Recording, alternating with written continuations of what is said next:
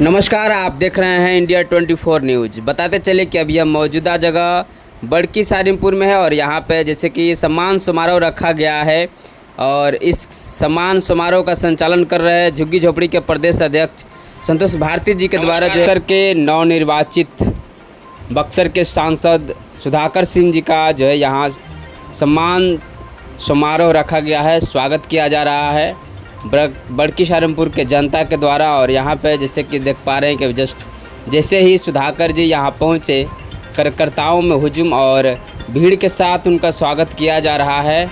और यहाँ जो है सम्मान समारोह यानी कि लगभग जीतने के बाद जो है आज पहला दिन होगा जो बड़की सारमपुर में सांसद सुधाकर जी पहुँचे हुए हैं और लोगों से रूबरू हो रहे हैं, बातचीत कर रहे हैं, मिल रहे हैं।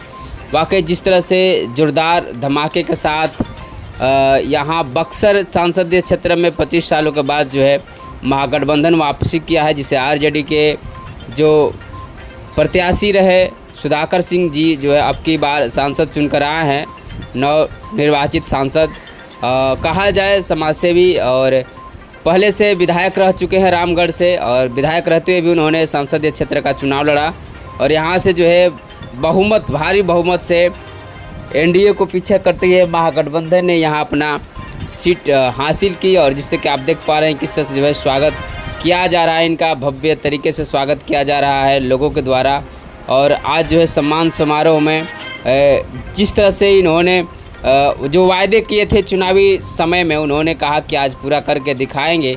आने वाले हर दिनों को भी याद करते हुए उन्होंने कार्यकर्ताओं को ढाढ़स बनाया और जिस तरह से कहा जाता है कि यहाँ जो कार्यक्रम आयोजन किया गया था और इस कार्यक्रम में बढ़ चढ़कर हिस्सा लोग ले रहे हैं। तो जैसे कि आप देख पा रहे हैं किस तरह से जो है अपने बातों को रखेंगे और हम आपको सुनवाने का काम करेंगे।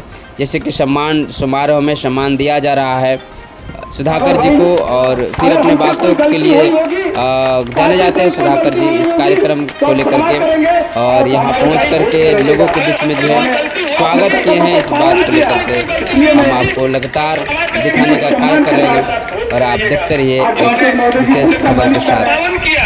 सोनू नेता मिलना चाहिए आपको, लाभ मिलने से पहले ही वो हाई कोर्ट में उसे बैंड कर दिया गया, हाई कोर्ट ने उसे खारिज कर दिया।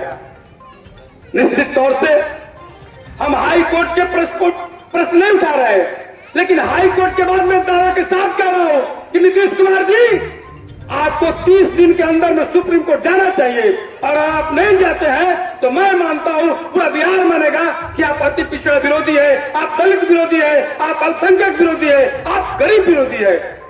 लेकिन नीतीश कुमार जी के कान पे जू नहीं रेंग रही है। वो तो कहा जाता है कि संघर्ष से गुड़ होता है, संघर्ष से गुड़ जात। वो तो भाजपा के साथ चले गए, वो सारे सामाजिक न्याय की बात को भूल गए।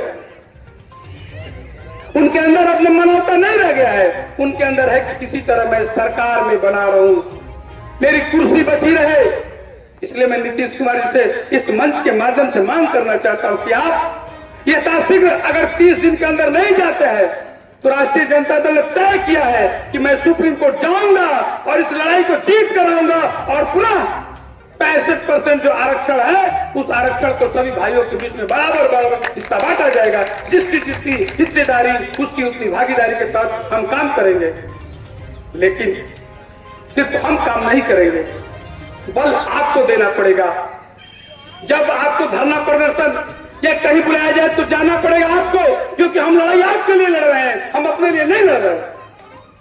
और जब समाज के लिए लड़ाई लड़ते हैं हम, जब हमारी पार्टी समाज के लिए लड़ रही है तो समाज का दायित्व बनता है कि वो पार्टी के साथ कंधे में कंधे मिलाकर चले।